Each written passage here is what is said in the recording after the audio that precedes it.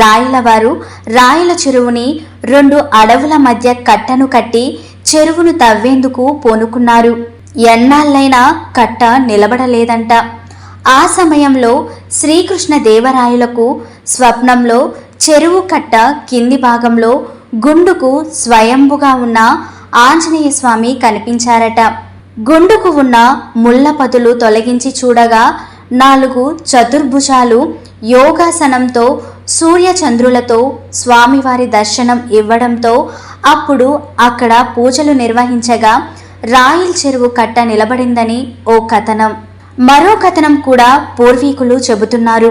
చెరువు కట్ట నిలబడవకపోవడంతో రాయలవారు చెల్లెలు రాయలమ్మను కట్టకు బలివ్వడంతో కట్ట నిలబడిందని చెప్పడమే కాక ఎన్నో ఏళ్ల పాటు చెరువు కట్టపై రాయలమ్మ విగ్రహం మాట్లాడేదని చెప్పేవారు.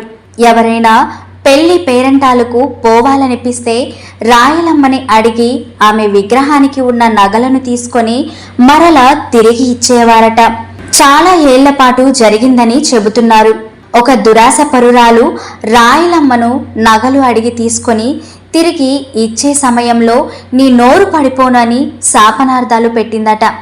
ఆ తర్వాత రాయలమ్మ మాటలే మాట్లాడలేదని పూర్వీకులు ఇప్పుడు కథలుగా చెబుతుంటారు.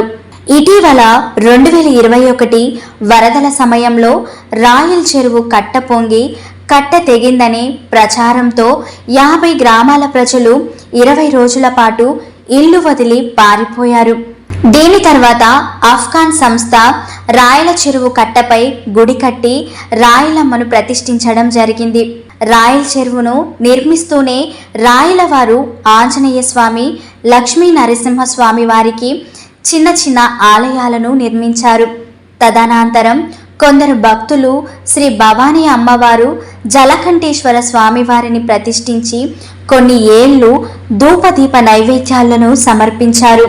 2007 తర్వాత ఇదే ఆలయాన్ని గంగిరెడ్డిపల్లెకు చెందిన ఒక భక్తుడు ఆలయాన్ని విస్తరించి విజయ గణపతి, మహాలక్ష్మి, లక్ష్మీనారాయణ, దక్షిణామూర్తి స్వామి వారితో పాటు బాలసుబ్రహ్మణ్య స్వామి వార్లను వేరువేరు గర్భాలయాల్లో ప్రతిష్ఠించారు.